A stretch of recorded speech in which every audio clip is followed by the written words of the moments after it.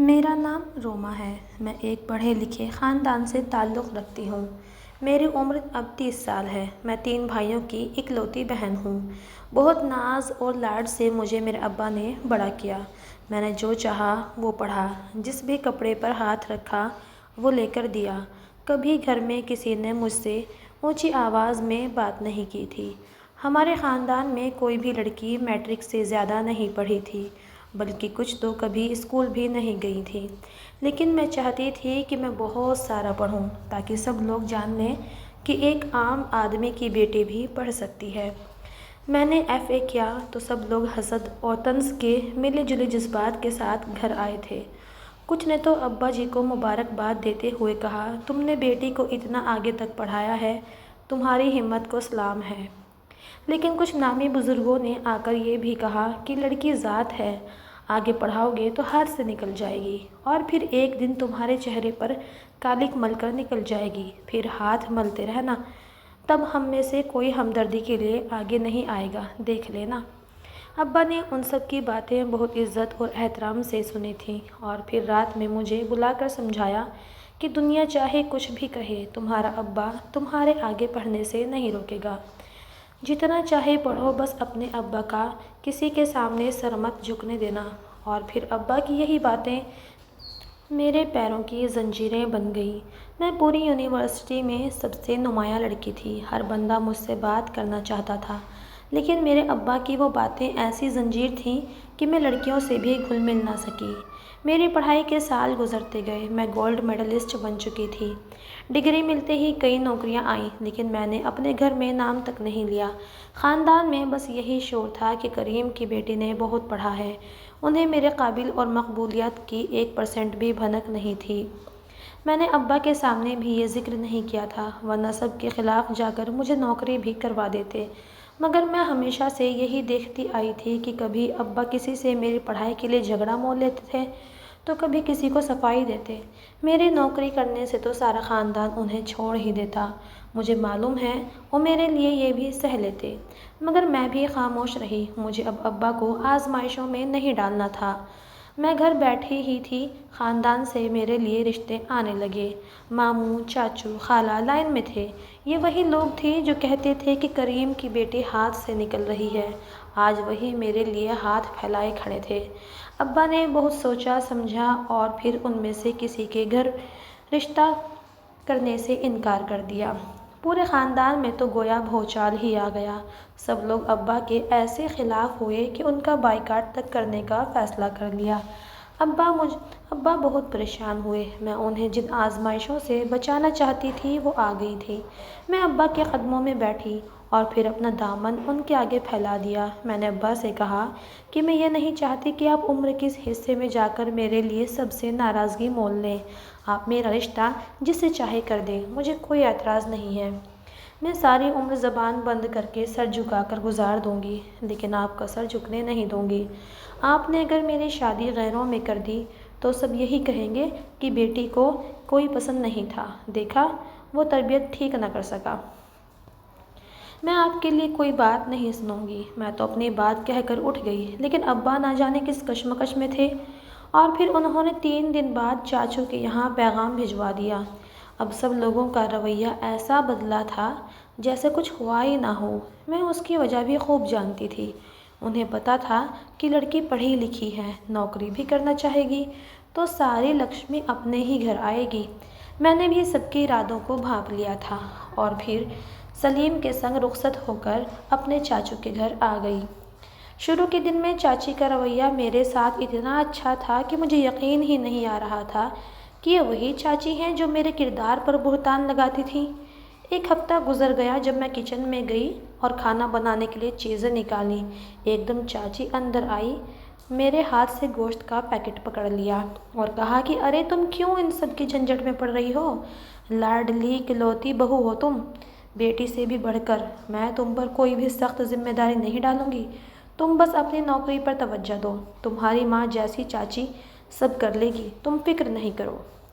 آج ان کی بات زبان پر آ ہی گئی تھی جو ان کے دل میں تھی۔ میں نے حیرانی سے انہیں دیکھا اور آہستہ سے جواب دیا کہ میرا تو نوکری کرنے کا کوئی ارادہ نہیں ہے۔ میں نے کبھی سوچا بھی نہیں، اور میں نوکری بھلا کیوں کروں؟ سلیم اچھا بھلا کام تو کرتے ہیں۔ میری بات سن کر چاچی کے چہرے سے ہوائیاں اڑ گئیں اور وہ غصے سے اپنے کمرے کی طرف چل دیں۔ اس دن کے بعد کام کرنے سے مجھے کسی نے نہیں روکا، بلکہ جتنا ہو سکتا تھا مجھ سے کام کروایا جاتا تھا تاکہ میں ہمت ہار جاؤں اور پھر ان کا مطالبہ مان لوں۔ میں ان کے لیے سونے کے انڈے دینے والی مرغی نہیں بننا چاہتی تھی۔ سب نے بہانے سے مجھے کہنے کی کوشش کی، لیکن میں نے سب کی بات کو مذاق میں اڑا دیا۔ مجھے لگتا تھا کہ سب لوگ اس بات کو جلد ہی نظر انداز کر دیں گے، لیکن یہ میری غلط فہمی تھی۔ مجھ پر اس گھر میں اتنا دن بدن سخت ہوتا جا رہا تھا۔ اسی طرح 2 سال گزر گئے اور میری گود میں 2 جڑواں بچے آ گئے، لیکن ابھی بھی یہاں سب کے دلوں میں میرے لیے وہی نفرت تھی جسے وہ فراموش کرنے کو تیار نہیں تھے۔ میں نے بہت حد تک برداشت کیا تھا، آج تک کسی کے سامنے اف تک نہیں کیا تھا۔ مجھے اب لگنے لگا کہ سب تھم سا گیا، اور پھر میری زندگی میں کوہرام تب مچا جب سلیم میرے سر پر سوتن لے آئے۔ کچھ دنوں سے وہ سب لوگ باہر رہتے تھے، مجھے دیکھ کر ہنستے، لیکن مجھے اندازہ بھی نہیں تھا کہ یہ ہو جائے گا۔ چاچی دوسری بہو لے آئی تھی جو نوکری بھی کرتی تھی اور ماڈرن بھی تھی۔ صبح کے آتے ہی چاچی تو جیسے ہوا میں اڑنے لگی تھیں۔ میں اور بچے تو پہلے بھی کسی گنتی میں نہیں آتے تھے، اب تو جیسے ہمارا وجود بھی دکھنا بند ہو گیا تھا۔ صبح کے آتے ہی مجھ پر کام کا بوجھ بڑھ گیا تھا۔ وہ مہارانی اپنے حساب سے آتی تھی اور سوتی اور جاگتی تھی، کسی قسم کی کوئی روک ٹوک نہیں تھی۔ شادی کے تیسرے دن ہی وہ اپنے کام پر جانے کے لیے تیار ہوئی تھی۔ اس نے چاچی سے کہا، میں نے بہت کوشش کی لیکن آفس سے چھٹی نہیں مل رہی ہے، اور چاچی کے سامنے چھٹی نہ ملنے کا بہت دکھ ظاہر کر رہی تھی، مگر میں جانتی تھی کہ چاچی دل ہی دل میں کتنی خوش ہو رہی ہوں گی۔ اور پھر جیسے تیسے کر کے 1 مہینہ گزر گیا، اور ٹھیک 1 مہینے کے بعد صبا نے گھر آ کر چاچی کے ہاتھ پر 5,000 روپے رکھے، جسے دیکھ کر انہوں نے تیور چڑھائے اور پوچھا، بہو تمہاری تنخواہ تو 30,000 تھی نا؟ اس پر صبا نے بڑے اطمینان سے کہا کہ 25,000 کی میں کمیٹی ڈال چکی ہوں، باقی وہ کچھ مہینوں میں ختم ہوگی تو ساری تنخواہ گھر ہی آئے گی۔ یہ بات سن کر چاچی مطمئن ہو گئیں اور اپنی لاڈلی بہو کا گن دوبارہ گانے لگی۔ اب چاچی کو میرا وجود بھی چبھ رہا تھا، میں اور میری اولاد گھر میں چلتے پھرتے بھی ان کی آنکھوں میں چبھتے تھے۔ بچوں کو تو اپنے سامنے دیکھ لیتی تو تھپڑ مار دیتی، وہ ڈر کے مارے کمرے سے ہی نہیں نکلتے تھے۔ ایک دن خدا کی کرنی ایسی ہوئی کہ میرے ابا کا انتقال ہو گیا۔ مجھ پر تو جیسے آسمان ہی ٹوٹ پڑا تھا۔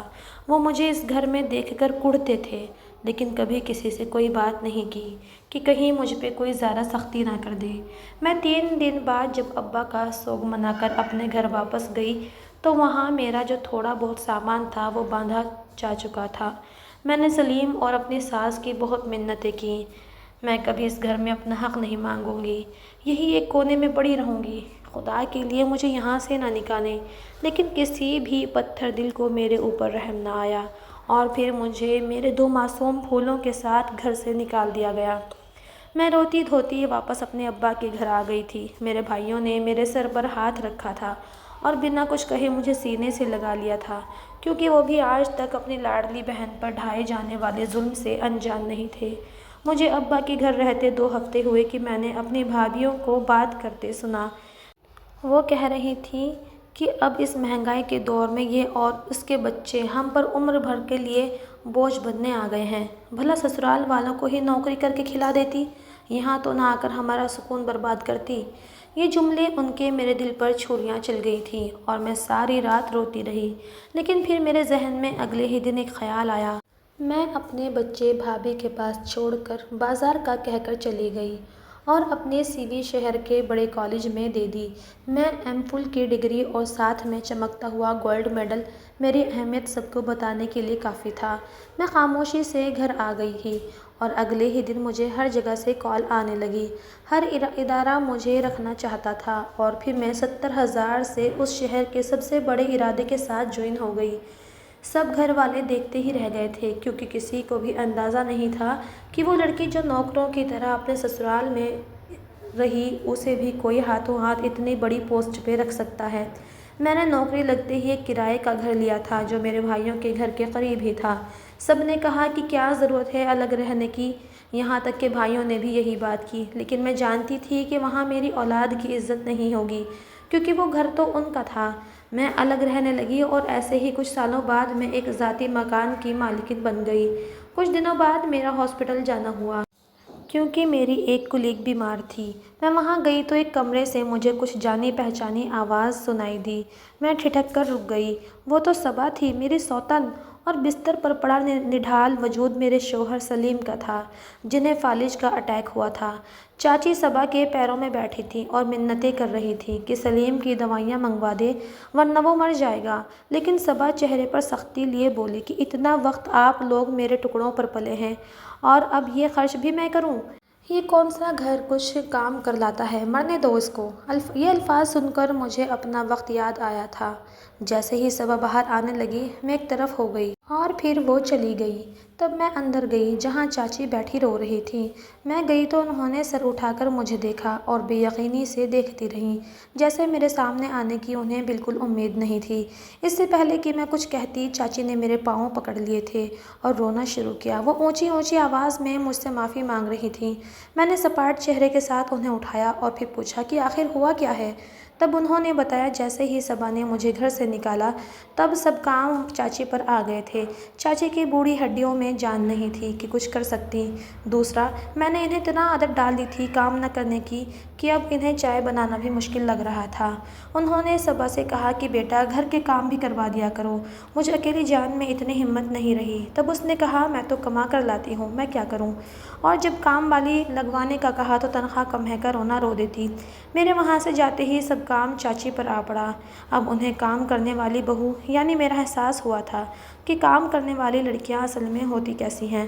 میں کام کرتی تھی لیکن مجھے جوتے کی نوک پر رکھتی تھی۔ سلیم کو فالج کا اٹیک ہوا تھا اور وہ معذور ہو چکا تھا، خود سے کھانا کھانے بھی اس کے لیے محال تھا۔ چاچی نے مجھے کہا میں انہیں معاف کر دوں اور بچوں کے ساتھ واپس گھر آ جاؤں۔ میں نے ان کی آنکھوں میں دیکھا اور پھر اپنا وقت یاد کیا۔ ایک لمحے میں ہی فیصلہ ہو گیا تھا۔ میں نے اپنے پرس سے 1,00,000 روپے نکال کر ان کے ہاتھ پر رکھے اور چلی آئی۔ ابھی بھی میں ان کا ماہانہ خرچ بھیج دیتی ہوں کیونکہ صبا تو جا چکی تھی، لیکن میں کبھی ان کے گھر نہیں گئی، نہ ہی میں نے انہیں معاف کیا، کیونکہ میری دولت تو میرے بچے ہیں۔